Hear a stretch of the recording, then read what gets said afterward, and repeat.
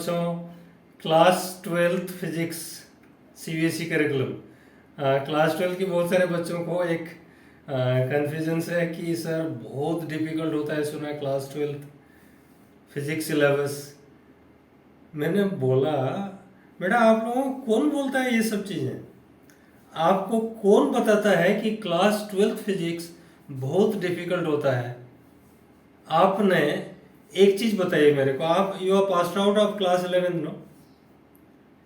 Class 11 की जो CBSE physics curriculum है, मेरे हिसाब से, in my experience, class 11th physics जितना टफ है, अगर सही में आप तैयारी कर रहे हैं क्लास 11th की, और सही में अगर आप पास होके क्लास 12th में एंट्री मारे हैं, तो बच्चे आप रिलैक्स रहिए। You got already 1A++ from my side. आपने class 11th pass and promoted, तो क्लास 12th है ना? अगर आप class 11th pass and promoted हैं इन फिजिक्स, तो मेरे से लिख के रख लीजिए कि क्लास 11th अगर पास हो सकते हैं आप, तो क्लास 12 तो आपकी बहुत ही इजी है, सिंपल है। सही में बता रहा हूं आपको। और एक ब्रीफ आपको मैं एक इजी डिस्टिंक्शंस और सिंप्लीफिकेशंस की वजह से बता दूं आपको कि जो 10th में आप पढ़े थे फिजिक्स, ध्यान करिएगा, जो 10th में आप फिजिक्स पढ़े थे उसकी बहुत सारे चीज़ यहाँ इन दी एक्सटेंडेड फॉर्म आपको मिलता है 12th में, राइट? तो आप तो 10th भी पास हुए ना, 10th की फिजिक्स भी पास हुए ना, 11th को आप पार कर चुके हैं ना, तो आपको क्लास 12th किस मायने में डिफिकल्ट लगता है मेरे को समझ में नहीं आता। आप 10th में ऑलमोस्ट लाइट की चैप्टर्स पढ़ चुके हैं पूरा, इलेक्ट्रिसिटी की चैप्टर्स पढ़ चुके हैं पूरा, magnetic effects of electric current के बारे में पढ़ चुके हैं पूरा, ठीक है? और पढ़ नहीं चुके हैं, एक बोर्ड एग्जामिनेशंस तैयारी करके पास होके आगे आ चुके हैं, फिर 11th में इतना मतलब डिफिकल्ट कड़वा फिजिक्स को झेल चुके हैं आप, ठीक है? आपने बहुत सारी चीज 9th में नहीं देखे थे जो 11th में आया था, रोटेशनल मोशन से लेके, रिजिड बॉडी से लेके, काइनेटिक थियरी से लेके, थर्मोडायनेमिक्स से लेके, वेव्स एंड ऑसिलेशंस में भी बहुत सारी चीज 9th में नहीं था जो आपको 11th में झेलना पड़ा।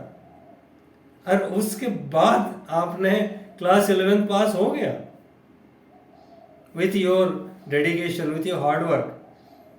सो बेटा डर काहे का? किस बात की डर है आपको? क्लास 12 सुना डिफिकल्ट, आपकी मन में एक पहले से ही बैठा देते हो बोर्ड एग्जाम क्लास है। अरे बोर्ड एग्जाम क्लास है, ठीक है, बोर्ड एग्जाम क्लास है, कौन मना किया? बोर्ड एग्जाम क्लास है, बट सब्जेक्ट डिफिकल्ट नहीं है।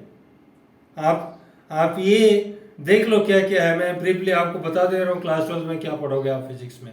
इलेक्ट्रोस्टैटिक्स पढ़ोगे आप, इलेक्ट्रिक चार्जेस एंड फील्ड्स के बारे में, ठीक है, चैप्टर 1 में। फिर इलेक्ट्रोस्टैटिक पोटेंशियल एंड कैपेसिटेंसेस पढ़ोगे, जो आप पढ़ भी चुके हो 10th में, तो चैप्टर 2 में यही पढ़ोगे आप। फिर आपकी करंट इलेक्ट्रिसिटी है चैप्टर 3 में, आप करंट इलेक्ट्रिसिटी भी 10th में पढ़ चुके हो, तो इसमें एक्सटेंशन है क्लास 12 की। मैं नहीं बता रहा हूँ कि 10th और 12th की सेम सिलेबस है, सेम करिकुलम है, ठीक है?